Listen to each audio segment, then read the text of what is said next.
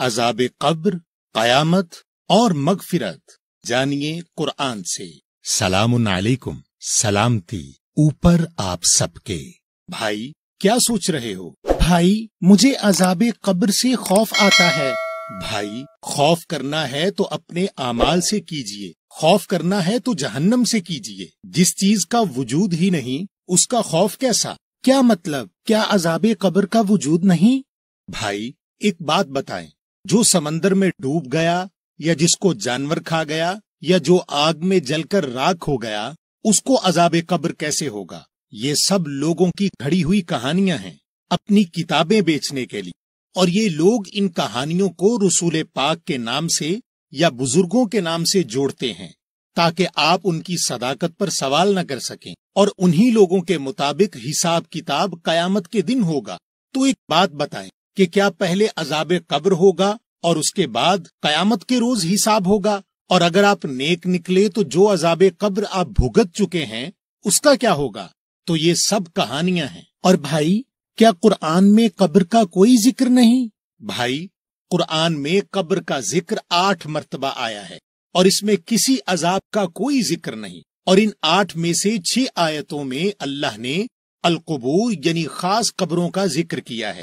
और ये वो कब्रें हैं जिसमें आप अपनी जिंदगी में चले जाते हैं। जब आपको अल्लाह की आयात न दिखाई देती हैं न सुनाई, तो अल्लाह के नजदीक आप न सिर्फ मुर्दा हैं बल्कि कब्र में भी हैं। तो मेरे भाई, कुरान के मुताबिक जब आपकी वफात यानी मुकम्मल होने का वक्त आता है तो वफात के साथ ही आप जन्नत या जहन्नम में दाखिल कर दिए जाते हैं। आप सूरा नंबर 16 और आयत नंबर 32 और सूरा नंबर 8 और आयत नंबर 50 देखें।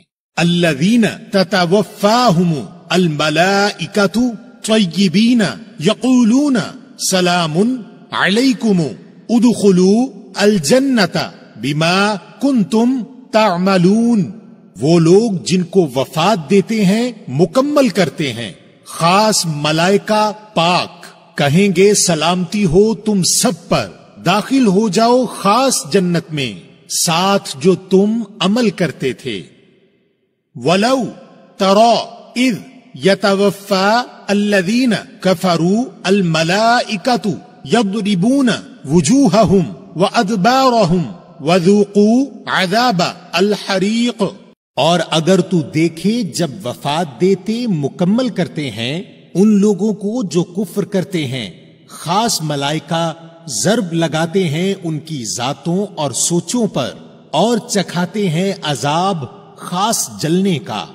भाई इन आयात के मुताबिक तो नेक लोग वफात के साथ ही जन्नत में दाखिल किए जा रहे हैं, और जो लोग अल्लाह के अहकामात पर अमल ना करके उन अहकामात का इनकार या कुफ्र करते हैं, उनको वफात के साथ ही अजाब हो रहा है। तो हिसाब किताब कब हुआ? भाई आपकी कयामत यानी आपके कायम होने का दिन आपकी वफात का वक्त ही है, और आपका हिसाब किताब उसी वक्त होता है। देखें अल्लाह आपको सूरा नंबर 16 की आयत 28 और 29 में क्या बता रहे हैं। अल्लज़ीना ततवफ़्फ़ाहुमु अल-मलाइकतु ज़ालिमी अनफुसिहिम फ़अल्क़ऊ अस्सलामा मा कुन्ना नअमलु मिन सूइन बला इन्ना अल्लाह अलीमुन बिमा कुंतुम तामलून फदखुलू अबवाब जहन्नम खालिदीन फीहा फलबिअसा मथवा अल-मुतकब्बिरीन। वो लोग जिनको वफात देते हैं, मुकम्मल करते हैं खास मलाइका, जुल्म करते हुए अपने नफ्सों पर, बस बन जाते हैं खास सरे तस्लीम खम करने वाले कि हम नहीं करते थे कोई बुरा काम। हाँ, बेशक अल्लाह इल्म रखता है साथ जो तुम अमल करते थे। बस दाखिल हो जाओ दोज़ख के दरवाजों में, हमेशा उसमें रहोगे। बस बुरा है ठिकाना खास तकब्बुर करने वालों का। भाई इस आयत में तो इतना वाज़े लिखा है कि हिसाब किताब वफात के वक्त ही हो रहा है और जन्नत और जहन्नम भी उसी वक्त तय हो रही है। तो जाहिरी बात है कि उस शख्स की कयामत भी उसी वक्त हो जाएगी। तो फिर हम पुल सिरात से कब गुजरेंगे? भाई पुल भी रास्ता को कहते हैं और सिरात भी रास्ता को कहते हैं, तो ये लफ्ज ही गलत है اور یہ کہانی بھی لوگوں نے اپنی کتابیں بیچنے کے لیے بنائی ہے۔ ویسے قرآن میں ایک صراط مستقیم ہے، یعنی سیدھا راستہ، جو قرآن کی سورہ نمبر 24 کی آیت نمبر 46 کے مطابق اللہ کی آیات پر عمل کرنے سے ملتا ہے، مگر یہ وہ راستہ ہے جس پر آپ اپنی زندگی میں چلتے ہیں اور اسی کی بنیاد پر جنت یا جہنم کا تعین کیا جاتا ہے۔ آپ سورہ نمبر 24 کی آیت نمبر 46 دیکھیں۔ لقد انزلنا آیات مبینات واللہ یہدی من یشاء الی صراط مستقیم، بے شک نازل کی ہیں ہم نے آیتیں واضح، اور اللہ ہدایت کرتا ہے جو چاہتا ہے صراط راستے مستقیم سیدھے یا جو قائم ہے کی طرف۔ اچھا بھائی، وہ جو قرآن کی سورہ نمبر 60 اور آیت نمبر 3 میں اللہ کہہ رہے ہیں کہ قیامت کے وقت کوئی رشتہ دار یا اولاد کسی کے کام نہیں آئے گی، وہ کیا ہے؟ لن تنفعکم ارحامکم ولا اولادکم یوم القیامت یفصل بینکم واللہ بما تعملون بصیر۔ نہیں تم سب کو نفع دے سکتے تم سب کے رشتہ دار، اور نہیں تم سب کی اولاد قیامت کے دن، وہی تفصیل کرے گا تم سب کے درمیان، اور اللہ ساتھ جو تم کرتے ہو دیکھنے والا ہے۔ بھائی، ظاہری بات ہے جس وقت آپ کی وفات ہوگی تو آپ کے رشتہ دار اور اولاد یا تو دنیا میں ہوں گے یا اپنے اعمال کے مطابق جنت یا جہنم میں ہوں گے، تو وہ آپ کی قیامت میں آپ کی کیسے مدد کریں گے، چاہے آپ کتنا بھی ان کو پکار لیں۔ اور قرآن کی سورہ نمبر 19 اور آیت نمبر 95 کے مطابق سب لوگ قیامت کے روز تنہا آئیں گے۔ وَكُلُّهُمْ آتِيهِ يَوْمَ الْقِيَامَةِ فَرْدًا، اور سب آئیں گے اس کے سامنے قیامت کے دن اکیلے۔ اچھا بھائی، وہ جو قرآن میں سور پھونکنے کا ذکر آیا ہے وہ کیا ہے؟ بھائی، سور کا لفظ قرآن میں 19 مرتبہ آیا ہے، اور اللہ نے آپ کو ایک خاص شکل یا صورت میں لانے کا ذکر کیا ہے، چاہے وہ پیدائش سے پہلے کا وقت ہو یا موت کے بعد۔ تو سور کے معنی کوئی باجا بجنے کے نہیں ہیں، اور وہ سور پھونکنے کا نہیں بلکہ السور یعنی خاص صورت میں پھونکنے کا ذکر ہے۔ اچھا بھائی، جب وفات کے ساتھ ہی لوگ جنت اور جہنم میں داخل کر دیے جاتے ہیں تو جو ہم قبرستان میں جا کر وفات پائے ہوئے لوگوں کے ثواب کے لیے 4 قل اور فاتحہ پڑھتے ہیں، وہ کیا ہے پھر؟ بھائی، قرآن میں قل 4 نہیں بلکہ 300 سے بھی زائد ہیں۔ قرآن میں اللہ نے کافروں، مشرکوں، منافقوں اور نافرمانوں کے تمام سوال قالو وہ کہتے ہیں بتا کر پہلے سے لکھ دیے ہیں، جن کی تعداد تقریباً 331 ہے، اور ساتھ میں ان کو دینے کے لیے جواب قل کہہ دو بتا کر پہلے سے لکھ دیے ہیں، جن کی تعداد تقریباً 332 ہے۔ تو قالو وہ کہتے ہیں یعنی ان کا سوال، قل کہہ دو یعنی ان کے لیے اللہ کا جواب۔ بھائی، میں نے تو ہمیشہ یہ سنا تھا کہ قرآن میں 4 قل ہیں اور ان کا استعمال فاتحہ پڑھنے یا مردے بخشوانے کا ہے۔ مجھے تو پتا ہی نہیں تھا کہ یہ قل تو کافروں کو دینے کے لیے اللہ کے جواب ہیں، اور یہ قل 4 نہیں 300 سے بھی زائد ہیں۔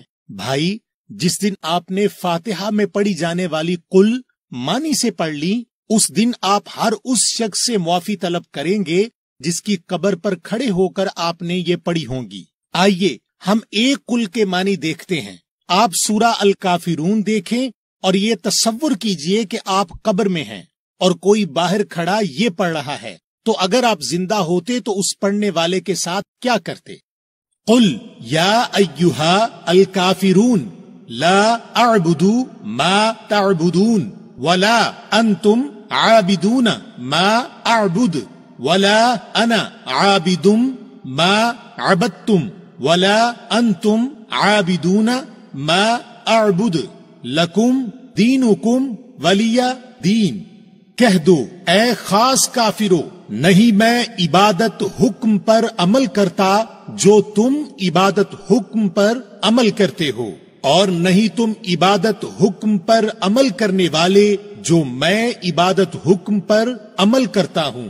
اور نہیں میں عبادت حکم پر عمل کرنے والا جو تم عبادت حکم پر عمل کرتے ہو، اور نہیں تم عبادت حکم پر عمل کرنے والے جو میں عبادت حکم پر عمل کرتا ہوں۔ تم سب کے لیے تم سب کا دین فیصلہ اور میرے لیے میرا دین فیصلہ۔ یا اللہ، بھائی مجھے تو اندازہ ہی نہیں تھا کہ یہ جو ہم قبر پر کھڑے ہو کر پڑھتے ہیں ان کے معنی کیا ہیں۔ ان آیات میں تو اتنا واضح ہے کہ اللہ کل کے ذریعے اللہ کی آیات کا انکار کرنے والوں کو جواب دے رہے ہیں، اور اس کا یہ مطلب بھی ہے کہ جو ہم قبر پر پڑھتے ہیں اس کا کوئی ثواب بھی نہیں۔ بھائی پورے قرآن میں ایک بھی آیت ایسی نہیں جو کہے کہ قرآن پڑھنے کا کوئی ثواب ہے، کیونکہ سورہ البقرہ کی آیت 2 اور آیت 185 کے مطابق قرآن ہدایت کی کتاب ہے۔ ہاں، قرآن پڑھ کر آپ جو عمل کرتے ہیں اس پر سزا اور جزا ضرور ہے، اور بھائی اگر آپ کسی سے محبت کرتے ہیں تو اس کو ابھی قرآن سے ہدایت دے کر اس کے اعمال قرآن کے مطابق کروا کر اس کو سیدھا جنت بھجوا دیں، اس کے مرنے کے بعد بخشوانے کا انتظار کیوں کر رہے ہیں؟ اچھا بھائی، میں نے یہ بھی سنا ہے کہ ہم چونکہ مسلمان ہیں اور ہم نے کلمہ پڑھا ہے، لہٰذا اگر ہم گناہ بھی کریں گے تو چند دن جہنم میں رہنے کے بعد جنت میں بھیج دیے جائیں گے۔ بھائی یہ کہانی ہے، آپ کو کس نے سنائی؟ دیکھیں قرآن کی سورہ نمبر 2 کی آیت نمبر 80 اور 81 میں اللہ آپ کو کیا بتا رہے ہیں، اور اس آیت میں آپ قل اور قالو کا استعمال بھی دیکھیں۔ وَقَالُوا لَن تَمَسَّنَا النَّارُ إِلَّا أَيَّامًا مَعْدُودَةً قُلْ أَتَّخَذْتُمْ عِنْدَ اللَّهِ عَهْدًا فَلَنْ يُخْلِفَ اللَّهُ عَهْدًا أَمْ تَقُولُونَ عَلَى اللَّهِ مَا لَا تَعْلَمُونَ بَلَى مَنْ كَسَبَ سَيِّئَةً وَأَحَاطَتْ بِهِ خَطِيئَتُهُ فَأُولَئِكَ أَصْحَابُ النَّارِ هُمْ فِيهَا خَالِدُونَ۔ اور وہ کہتے ہیں کہ چھو ہی نہیں سکے گی ہمیں آگ چند روز کے سوا۔ کہہ دو کیا تم نے اللہ سے عہد لے رکھا ہے کہ اللہ اپنے عہد کے خلاف نہیں کرے گا، بلکہ تم اللہ کے بارے میں ایسی باتیں کہتے ہو جن کا تمہیں علم نہیں۔ ہاں، جو برے کام کرے اور اس کی خطائیں گھیر لیں تو ایسے لوگ دوزخ والے ہیں، وہ ہمیشہ اس میں رہیں گے۔ یا اللہ، بھائی اس آیت نے تو مجھے اتنا شرمندہ کر دیا۔ اللہ نے کل کے ذریعے نہ صرف لوگوں کا بیان بھی دکھا دیا بلکہ قولو کے ذریعے اتنا واضح جواب دے دیا کہ جو جہنم میں گیا خطائیں کر کے، یعنی جس نے اپنی زندگی میں اپنی مغفرت نہیں کروائی، وہ جہنم میں جائے گا اور اس میں ہمیشہ رہے گا۔ اور بھائی میں نے تو سنا ہے کہ جس نے مرتے وقت کلمہ پڑھ لیا تو اس کے سارے گناہ معاف ہو جائیں گے۔ بھائی یہ بھی لوگوں کی گھڑی ہوئی کہانی ہے۔ قرآن کی سورہ نمبر 10 اور آیت نمبر 90 سے 92 کے مطابق اللہ کے اوپر ایمان تو مرتے وقت فرعون بھی لے آیا تھا اور کلمہ پڑھ کر مسلمان بننے کا اقرار بھی کیا، مگر اللہ نے اسے قبول نہیں کیا۔ آپ یہ آیتیں دیکھیں، وَجَاوَزْنَا بِبَنِي إِسْرَائِيلَ الْبَحْرَ فَأَتْبَعَهُمْ فِرْعَوْنُ وَجُنُودُهُ بَغْيًا وَعَدْوًا حَتَّى إِذَا أَدْرَكَهُ الْغَرَقُ قَالَ آمَنْتُ أَنَّهُ لَا إِلَهَ إِلَّا الَّذِي آمَنَتْ بِهِ بَنُو إِسْرَائِيلَ وَأَنَا مِنَ الْمُسْلِمِينَ الْآنَ وَقَدْ عَصَيْتَ قَبْلُ وَكُنْتَ مِنَ الْمُفْسِدِينَ فَالْيَوْمَ نُنَجِّيكَ بِبَدَنِكَ لِتَكُونَ لِمَنْ خَلْفَكَ آيَةً وَإِنَّ كَثِيرًا مِنَ النَّاسِ عَنْ آيَاتِنَا لَغَافِلُونَ۔ اور ہم نے پار کر دیا 7 بنی اسرائیل کو خاص دریا سے، پس پیروی کی ان کی فرعون اور اس کے لشکر نے سرکشی اور دشمنی سے، یہاں تک کہ جب اس کو احساس ہوا خاص غرق ہونے کا، کہا میں ایمان لایا، اس کے سوا کوئی معبود نہیں کہ جس پر ایمان لائے اولاد اسرائیل، اور میں مسلمین میں ہوں۔ اب اور یقیناً تو پہلے نافرمانی کرتا رہا اور خاص فساد کرنے والوں میں رہا، پس خاص دن ہم تجھے نجات دیں گے ساتھ تیرے بدن کے، تاکہ تو جانشینوں کے لیے ایک آیت ہو، اور بہت سے لوگ ہماری آیتوں سے غافل ہیں۔ بھائی واقعی ان آیات کے مطابق اللہ کے اوپر ایمان تو مرتے وقت فرعون بھی لے آیا تھا، اور کلمہ پڑھ کر مسلم بننے کا اقرار بھی کیا اس نے، مگر اللہ نے اسے قبول نہیں کیا۔ تو یہ تو میری سمجھ میں آ گیا کہ مرتے وقت کلمہ پڑھنے سے معافی نہیں ملتی۔ اچھا بھائی، میں نے یہ بھی سنا ہے کہ ہم رسول پاک کی امت ہیں، تو رسول پاک ہمیں بخشوا لیں گے ہماری شفاعت کر کے۔ بھائی، سفارش یا شفاعت کا لفظ قرآن میں تقریباً 33 مرتبہ آیا ہے، اور اس میں واضح لکھا ہے کہ قیامت کے روز کوئی سفارش یا شفاعت نہیں، جیسے سورہ نمبر 74 کی آیت نمبر 44 سے 49 میں بیان ہے۔ اور سفارش کا اختیار انسانوں کو ضرور ملا ہے، مگر وہاں کسی کا نام نہیں۔ اور سورہ نمبر 4 کی آیت 85 کے مطابق وہ سفارش اچھی بھی ہے اور وہ سفارش بری بھی ہے، مگر وہ سفارش دنیا میں ہے، یعنی جو حق یعنی قرآن کا علم دے وہ آپ کی ہدایت کی سفارش آپ کی زندگی میں کرتا ہے، اور جو آپ کو قرآن سے باہر کا علم دیتا ہے وہ آپ کی گمراہی کی سفارش آپ کی زندگی میں کرتا ہے۔ اور بھائی، قرآن میں ایسا کہیں نہیں لکھا کہ رسول پاک ہمیں بخشوا لیں گے۔ ہاں، قرآن میں یہ ضرور لکھا ہے کہ اگر ہم نے قرآن پر عمل نہیں کیا تو رسول پاک اللہ سے ہماری شکایت کریں گے، اور جس کی شکایت اللہ کے رسول پاک اللہ سے کریں گے تو اس کی مغفرت کیسے ہوگی؟ آپ سورہ نمبر 25 اور آیت نمبر 30 دیکھیں۔ وقال الرسول یا ربی ان قومی اتخذوا هذا القرآن مہجورا، اور کہا خاص رسول نے، اے میرے رب، بے شک میری قوم نے پکڑا اس قرآن کو، پھر اس سے دور چلی گئی۔ تو بھائی، اس کا مطلب یہ ہوا کہ ہم اگر گنہگار مر گئے تو ہماری بعد میں بخشش کا کوئی طریقہ نہیں، اور کیا کوئی صدقہ جاریہ بھی کام آئے گا؟ بھائی، صدقہ جاریہ نام کی کوئی چیز نہیں۔ صدقہ اللہ کی راہ میں تحفتاً مال دینے کے ہیں، اور اگر وہ مال آپ نے قرآن کے حکم کے مطابق صحیح جگہ پر دیا تو اس کا مکمل اجر اسی وقت لکھ دیا جاتا ہے، کیونکہ وفات کے ساتھ ہی آپ کی جنت یا جہنم طے ہو رہی ہے۔ تو بھائی، ہم اس دنیا میں اپنی مغفرت کیسے کروا سکتے ہیں؟ اور وہ جو لوگ کہتے ہیں کہ اللہ تو غفور ہے، اس کو کوئی بھی ادا پسند آ جائے گی اور وہ معاف کر دے گا، اس کی بھی حقیقت بتا دیں۔ بھائی، کاش کہ ایسا ہوتا، مگر اللہ کا نظام انصاف کا نظام ہے، اور اس میں بخشش لینے کا سب کے لیے برابر کا موقع ہے اور سب کے لیے بیان ہے۔ آپ سورہ نمبر 20 اور آیت نمبر 82 دیکھیں۔ وَإِنِّي لَغَفَّارٌ لِمَنْ تَابَ وَآمَنَ وَعَمِلَ صَالِحًا ثُمَّ اهْتَدَىٰ، اور بے شک میں یقیناً بخشنے والا ہوں اس کے لیے جو توبہ کرے، پلٹے اور ایمان لائے اور عمل اصلاح کرے، پھر ہدایت پر رہے۔ بھائی، لوگ تو ہمیشہ یہ کہتے تھے کہ 100 دفعہ استغفار پڑھ لو یا فلاں وقت یہ وظیفہ پڑھ لو تو گناہ معاف ہو جائیں گے، یا پھر اللہ کو کوئی ادا پسند آ جائے گی اور وہ معاف کر دے گا۔ مگر یہاں تو اللہ نے معافی لینے کے لیے 4 کاموں پر مشتمل عمل بتایا ہے، جس کے مطابق پہلے تو توبہ کرنی ہے، یعنی غلط کام چھوڑنا ہے، پھر ایمان لانا ہے، یعنی اللہ نے جو اس گناہ کے متعلق قرآن میں احکام دیے ہیں ان کو تسلیم کرنا ہے، پھر اصلاح کرنی ہے، یعنی اس گناہ سے جو لوگ متاثر ہوئے ان کا ازالہ کرنا ہے، پھر ہدایت پر رہنا ہے، تو اللہ غفور بنے گا اور گناہ معاف کرے گا۔ یعنی کہ استغفار پڑھنے سے یا کوئی بھی وظیفہ پڑھنے سے اللہ گناہ معاف نہیں کر رہے، بلکہ قرآن میں بیان کیا ہوا 4 کاموں پر مشتمل عمل کرنے سے معافی دے رہے ہیں، اور جب کوئی بات اللہ خود بتائیں تو اس سے زیادہ سچی بات کیا ہوگی؟ جی بھائی۔